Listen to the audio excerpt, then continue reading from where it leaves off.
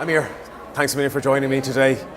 Let's start off by you telling me a little bit about the nature of your business. What's got you at Intersec this year? Very good. Thanks for having me, by the way. I'm in the cybersecurity business. Okay. The latest and the hottest subject of every newspaper nowadays. Of course. Obviously. The company is called Intersec, and we provide a 360 holistic cybersecurity solutions. That goes from obviously securing your networks, right, protecting data for organization, companies, government, across sectors, from healthcare all the way to banking. Okay. And we also recently, during the show at the Intersec, we have launched a couple of different new solutions. Okay. That protects physical security assets, right, which is very in line with what the show's main theme sure, is that we feel, or we have found out through our research, that most CCTV or access control systems, or many of the health and safety systems out there now are subject to being penetrated or right, hacked. Okay. And it doesn't matter, once you're hacked from a remote location, right, you're exposed. Sure.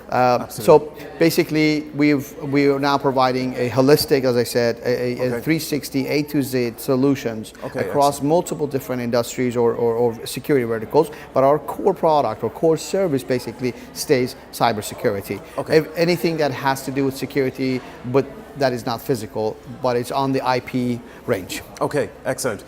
You mentioned you're here with a couple of new product launches. Do you want to talk a little bit about that, what you're doing here? Sure. Yeah.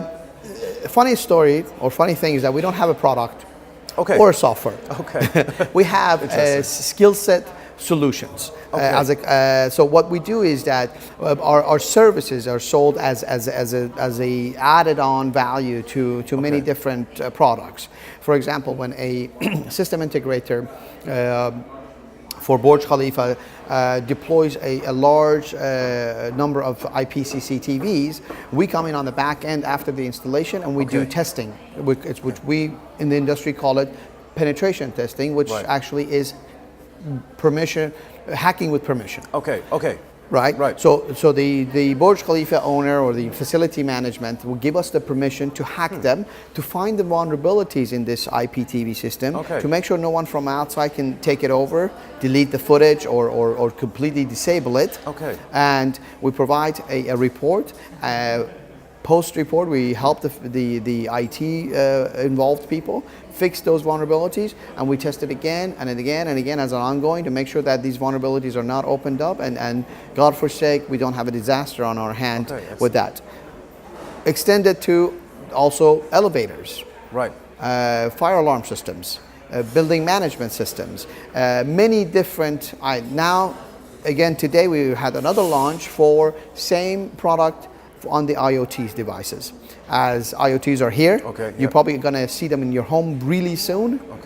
Washing machine, dishwasher, refrigerators, all connected to the internet, collect a massive amount of data about you and your use habits. But those also create a security concern for the user, for the manufacturer, for everybody else. We're announcing, not launching, we're announcing within the next 6 months, we're launching a mobile security app that controls the security of these IoTs. Excellent. Very interesting. You have a very unique business. You have no software or product. Tell me about the challenges that you've encountered over the last couple of years when you're trying to build your business, and I suppose the challenges and opportunities that you see over the next couple of years as you grow your business here. Very good. So we've had a very interesting and unique story. We had started as just a small security company providing pure consultancy services, which we still do. That is the core of our business, and most of our data and knowledge comes from that, providing that service. And we're going to stick to that. This is where we have realized all these gaps, and we're trying to fill with these other new offerings. It is extremely challenging to have this kind of a innovative school of thought in the region. We deal with so many different aspects of barriers, culture, budgets, the curve being, so are we chasing US, are we chasing Europe, or are we want to be ahead of it? Obviously, the country's vision or the region's vision is to try to be ahead of the curve, but unfortunately the skill set that is carrying out that does not feel confident enough to do that. One of our challenges has been obviously to raise that confidence in the cybersecurity professional, so we offer training at the same time. Okay. This year we're going to start offering not only specialized cybersecurity training, but more possibly more of a management and disaster management or handling cybersecurity profession, how to speak to in the public, or how do you handle your superiors in an incident. Right. Because we feel that our culture in the region prohibits us, or we're too prideful to admit mistakes, and this is a mistake business. Sure. We're in the security business, and so we see that a lot of things are getting pushed under the inbox, right? And just say, let's ignore this because I can't risk losing my job. And these are the challenges that we feel that still exist even after 7 years of doing this. We're hoping that the awareness that the market is doing and the news and the media is helping to say, listen, this is a problem that is not going away. Right. By pushing this into your bottom drawer, it's not going away. You need to face it, you need to tackle it, you need to find solutions for it. Okay, excellent. Let's have a little bit of a chat about what you think are the big trends happening in your particular sector, in your particular category at the moment. Okay, exactly. So the biggest trend is exactly what we talked about at the beginning, is that the attack of physical security. Right. We feel, obviously I'm not a military expert, but I can tell you that the guns are dead. Nobody needs guns anymore. So why would I want to go guns for cops and robbers and as a war, as a state wars? Sure. We feel, imagine, in the past somebody would go walk into a bank with a gun, risk getting caught, risk being exposed to being shot by the SWAT team, to take some hostages, possibly rob the safe, Sure. ask for ransom, needed a helicopter to get away. The chances of getting away was about 5%. Right. So today, I gather a collection of top hackers from many different countries with many backgrounds. We get a high-speed internet line in a garage somewhere, in a remote area, and we're in the bank. Our identities are not exposed. Nobody's shooting at us, and we can empty bank accounts. Well, usually I'm being very little facetious. Sure, yeah. Yeah. So, but last year, for example, we faced the largest years in ransomware. So these were coming out from every corner of the world, being attacked, and UAE being a prime target for ransomware. We saw that the number had risen about 500%. Okay. Exactly, since 2015. And this is the trend. So we see the cyber security on the ransomware trends going up. Ransomware not only now be able to lock your computer and ask for one Bitcoin, but now locking Burj Khalifa's elevators and asking for $25 million. Okay. So the Dr. Evil scenario is coming to real. It's actually coming to hunt us. That's very interesting. Okay. I want to get your thoughts on the region in general. With regards to the apparent slowdown that's happening at the moment, is that something that you're seeing that's affecting your business, or are you having challenges with that, or is it an issue for you at all? I'm an optimistic businessman or entrepreneur.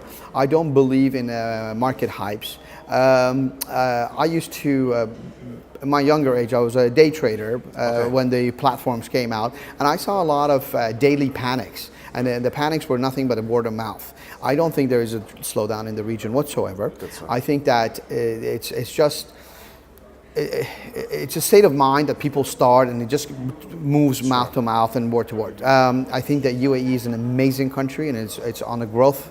Obviously, yes, there are some concern post 2020 in Expo, but I think the second half of this year is going to be an amazing growth curve moving into the 2018 and 19, which is right pre-delivery of Expo.